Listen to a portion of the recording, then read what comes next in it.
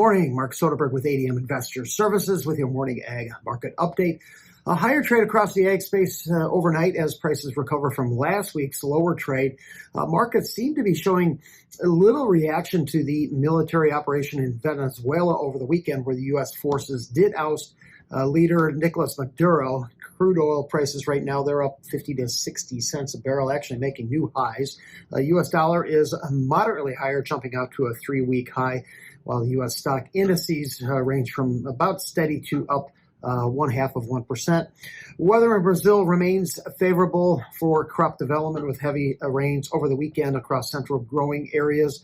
Additional showers this week. Still some dryness concerns in Argentina and southern third of Argentina. Here domestically, above normal temperatures much of the week across the central U.S. before cooler readings next weekend.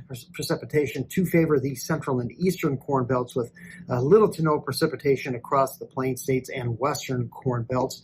We do get export sales here a little bit later this morning, and CFTC data after the close will update traders' positioning as of December 30th. March corn held support above the December low at 435.5 overnight before bouncing up to the 440 level. Outside of a brief spike up in mid-November, prices have held now in a 435 to 455 range for about 2.5 months. Export sales expected to fall between about 30 and 60 million bushels. We have speculative traders selling 8,000 contracts on Friday, extending their short position back out to roughly 26,000 contracts. We also got some usage data after the close on Friday. Corn used for the production of ethanol in November, that did slip to 472 million bushels. That was in line with expectations. Cumulative usage now in the first 3 months of the 25-26 marketing year at 1.382 billion. Matches a year ago, while the USDA forecast is looking for a 3% increase, so falling behind the pace there a little bit.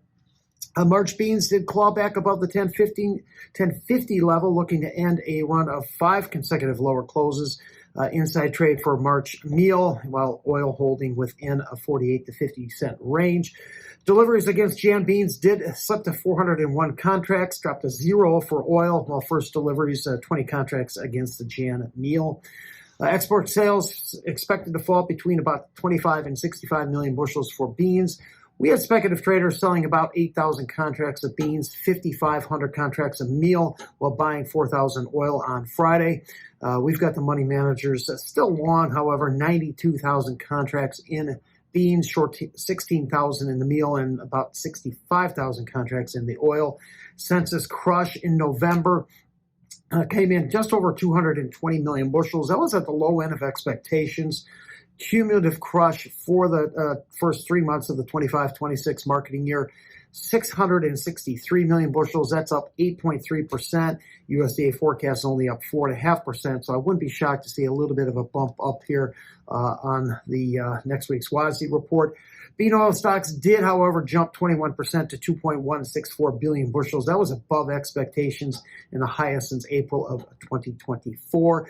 Despite the overnight bounce, I still think the path of least resistance is to the downside, given growing production expectations in Brazil, while China is likely to halt the purchase of U.S. beans early this year once they hit that 12 million metric ton figure.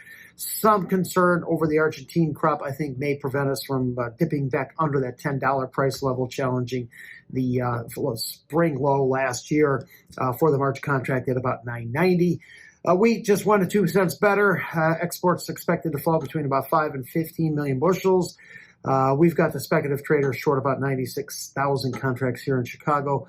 We got resistance for March. Kansas City comes in at 528. Well, we did hit a new contract low in Chicago on Friday, however, held above the $5 level for now. Thanks for listening, everyone. Hope you have a great day.